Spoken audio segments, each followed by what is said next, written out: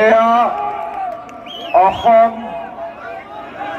আমাৰ অসমৰ ৰাইজৰ দলৰ সভাপতি শ্ৰী অখিল গগৈ ডাঙৰীয়াই মোৰ সমৰ্থনত আপোনালোকৰ আগত ভাষণ প্ৰদান কৰিব।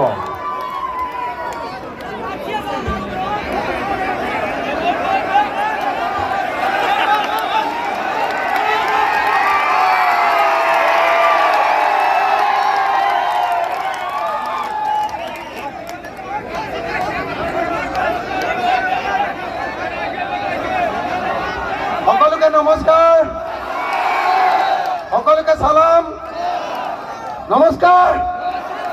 আৰে সকলোৱে হাত টঙা নাই, ঠাণ্ডা হৈ আছে নেকি? হ'বনে? প্ৰদ্যুৎ জিকিবনে নাই? প্ৰদ্যুৎ বৰদলৈ জিকিবনে নাই? সঁচাকে প্ৰদ্যুৎ বৰদলৈ জিকিবনে নাই? জিকিব। মই শুনিছো বোলে ইয়াত বহুত মুছলমান মানুহে গৈছে, হয় নেকি?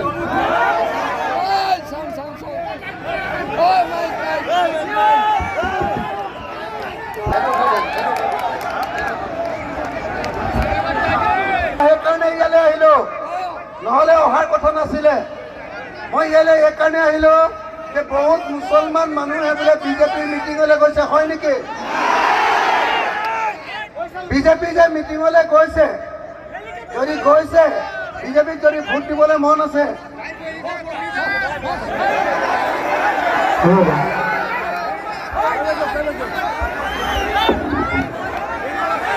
যদি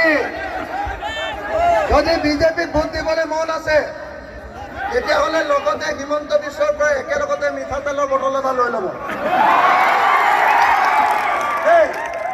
ইলেকশ্যনৰ আগত তেল ঘঁহি ল'ব পিঠিটোত, আৰু ইলেকশ্যন হৈ যোৱাৰ পাছতে হিমন্তই ৰাম পিটন দিব।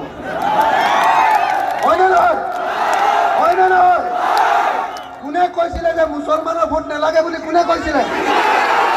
কোনে কৈছিলে? কোনে কৈছিলে? কৈছিলে নে নাই? কৈছিলে নে নাই? এতিয়া কিয় মুছলমানৰ ভোট লাগে? কিয় লাগে? কেলে লাগে জানেনে নাই?